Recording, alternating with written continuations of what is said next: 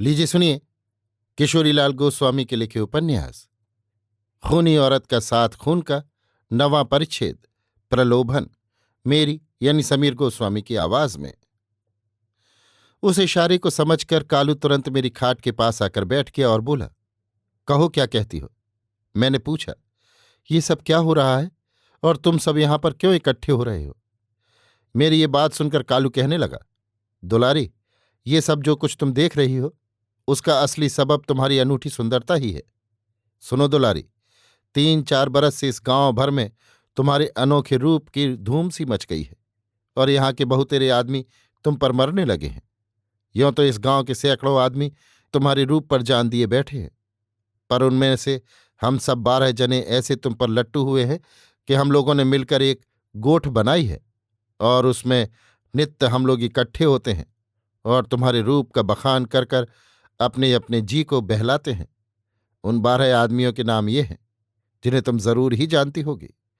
पहला नब्बू जुलाहा, दूसरा धाना कोयरी, तीसरा परसा कहार, चौथा मैं कालू कुर्मी, पांचवां ये मरा हुआ हिरवा नाऊ, छठवां घीसू बनिया, सातवां बहादुर दूबे, आठवां तिन कौड़ी कांदू, नौवां हेमू भड़भूंजा, 10वां कतलू महाबामन, 11वां रासू चमार और 12वां लालू हलवाई।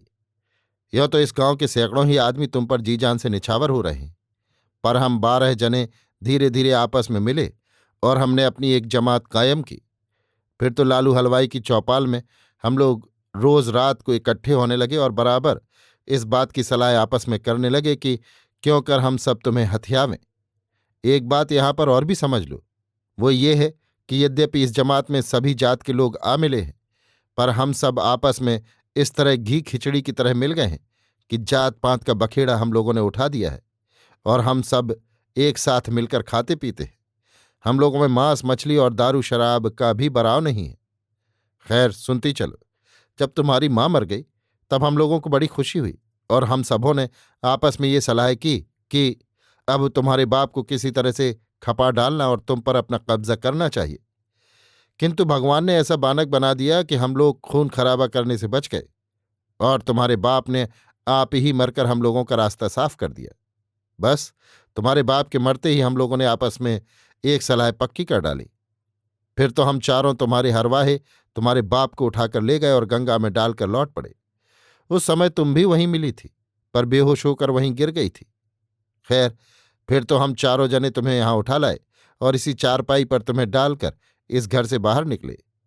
तुम्हारे 3 चरवाहों को तो, जो कि मेरे मेल में नहीं आए थे, कुछ इधर उधर की समझा बुझाकर मैंने यहां से टाल दिया और जब वे तीनों अपने अपने घर चले गए तो हम लोगों ने हिरवा की मां को तुम्हारी चौकसी के लिए यहां बैठा दिया और तुम्हारे सारे घर की तलाशी लेनी शुरू की। थोड़ी ही देर में हम लोग तुम्हारे घर की सब चीज बस्त उठा ले गए, पर जब इन सब चीजों को ठिकाने से रखकर लौटे तो तुम्हारे मकान के सदर दरवाजे पर हिरवा की मां हुलसिया मिली। उसने हम लोगों से यों कहा कि तुम सब जल्दी भीतर जाओ क्योंकि दुलारी जाग पड़ी है और उसने हिरवा को पछाड़कर उसका गला दबा लिया है। ये सुनकर हम लोगों ने उसे तो उसके घर विदा कर दिया और चटपट मैंने तुम्हारे घर की भूसा ढोने वाली गाड़ी में तुम्हारे ही 2 बैल जोत कर तुम्हें यहां से भगा ले जाने का विचार किया। जब गाड़ी ठीक हो गई और हम लोग भी तैयार हो गए तो नब्बू ने एक पलीता बाल लिया और हम सब इस कोठरी में आए।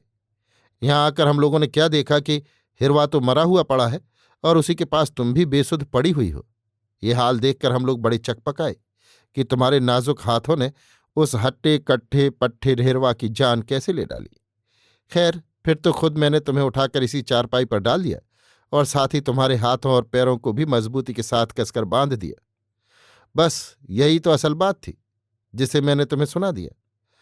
अब ये कहो कि तुम्हारा क्या इरादा है, तुम सीधी तरह हम लोगों के साथ चलोगी या जोर जबरदस्ती करने से। कालू की इस ढप की बातें सुनकर मैं कांप उठी, बहुत ही डर गई और मन ही मन यही बात सोचने लगी कि अब मेरी खैर नहीं है।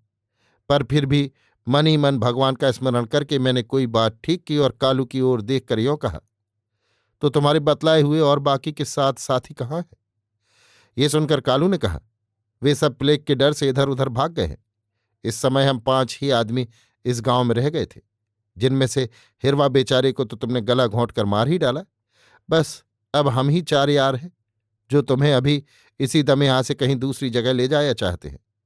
यदि तुम राजी खुशी से चलो तब तो बहुत ही अच्छी बात है, पर जो तुम यों न मानोगी और हल्ला गुल्ला करोगी तो हम लोग बरजोरी तुम्हें यहां से घसीट ले जाएंगे।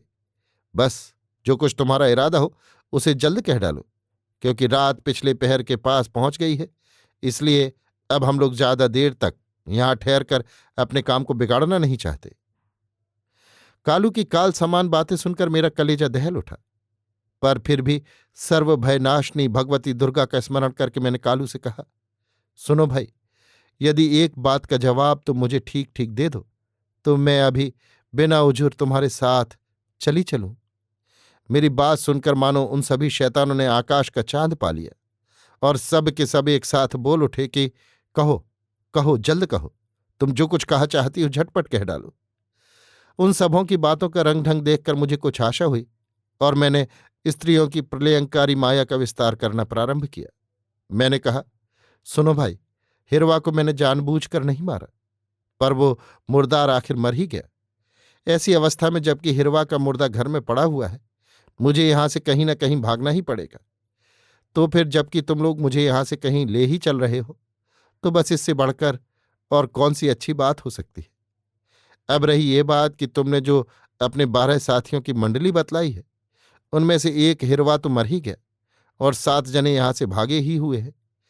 ऐसी अवस्था में अब यदि तुम केवल 4 ही जने मुझे अपनी बनाओ और फिर किसी 5वें का मुझे मुंह न देखना पड़े तो मैं राजी से तुम लोगों के साथ जा सकती हूं। मेरी ऐसी बातें सुनकर वे चारों पापी मारे आनंद के उछलने कूदने लगे और पारी पारी से बार बार सभी जने यों कहने लगे कि नहीं प्यारी दुलारी, अब हम 4 यारों के अलावा 5वां कोई भी साला तुम्हारी परछाई भी नहीं छू सकेगा। ये सुनकर मैं मन ही मन बहुत ही प्रसन्न हुई, क्योंकि उन 12 बदमाशों में से एक हिरवा तो मर ही चुका था और 7 उस समय भागे हुए थे। बस अब उन 4 दुष्टों से ही मुझे अपना पल्ला छुड़ाना था। सो जब मैंने ये देखा कि मेरे चकमे का असर इन पाजियों पर हो रहा है, तब मैंने मन ही मन भगवान को प्रणाम करके अपने छुटकारे का ये उपाय सोचा कि यदि इन चारों में से 3 शैतान किसी तरह और अलग किए जा सके तो फिर मैं कालू को समझ लूंगी। क्योंकि कालू मेरे यहाँ 3-4 बरस से रह रहा था, इसलिए उसके स्वभाव से मैं खूब अच्छी तरह जानकार हो चुकी थी। वो बड़ा ताकतवर और पूरा उजड्ड था और उस अकेले को चकमे में डालकर मुझे अपने को बचा लेना कुछ कठिन काम न था। बस यही सब सोच साच कर फिर तो मैंने स्त्रियों के स्वाभाविक अस्त्र शस्त्रों की थोड़ी सी वर्षा करनी प्रारंभ की और बहुत ही धीरे से, जिसमें कि वे तीनों न सुन सके, कालू के कान में इतना ही कहा कि अब जरा इन तीनों को यहां से हटा दो तो मैं तुमसे कुछ कहूं। यद्यपि मेरी बातें तो वे तीनों न सुन सके, पर कालू के कान में जो मैंने कुछ कहा, इसे देखकर वे तीनों के तीनों कालू से बार बार यों पूछने लगे कि दुलारी ने तुमसे अभी हौले हौले क्या कहा? देखो भाई, जो कुछ इसने तुम्हारे कान में कहा हो उसे हम लोगों पर भी प्रकट कर दो, क्योंकि हम 4 यारों में अब परस्पर कुछ भी छिपाव न रहना चाहिए। कालू ने उन तीनों की बातें सुनकर उन तीनों से एक ऐसी विचित्र बात कही कि जिसे सुनकर मैं तो दंग रह गई, क्योंकि वो बात मैंने कालू से नहीं कही थी जो उस कालू ने अपने तीनों साथियों से कही। तो उसने अपने साथियों से क्या कहा? एक अद्भुत बात कही। वो बात ये थी, कालू ने अपने तीनों साथियों से यों कहा कि नहीं दोस्तों, मैं तुम लोगों से कुछ भी नहीं छिपाना चाहता। लो सुनो, दुलारी ये कहती है कि उस पश्चिम ओर वाले रसोई घर में चूल्हे के नीचे एक बटुआ गड़ा है जिसमें 2000 रुपये हैं। सोन रुपयों को भी निकालकर अपने साथ ले लेना चाहिए। बस महाशय, वो बात यही थी जिसे अपने मन से गढ़कर कालू ने उन तीनों से कहा था और जिसे सुनकर मैं बहुत ही चकपकाई थी कि वाह, इस कालू ने अपने तीनों साथियों को यहां से हटाने का ये अच्छा ढंग निकाला। पर इस युक्ति, बिल्कुल बेजोड़ युक्ति का परिणाम क्या होगा, इसे मैं उस समय नहीं समझ सकी थी। सो जब उन तीनों ने कालू के मुंह से 2000 की बात सुनी, तब वे मारे आनंद के खूब ही उछलने कूदने लगे। ये देखकर कालू उठा और बाहर से एक दूसरा दिया लाकर और उसे बालकर आले पर रखने के बाद अपने उन तीनों साथियों के साथ मेरी कोठरी से निकलकर रसोई घर की ओर चला गया।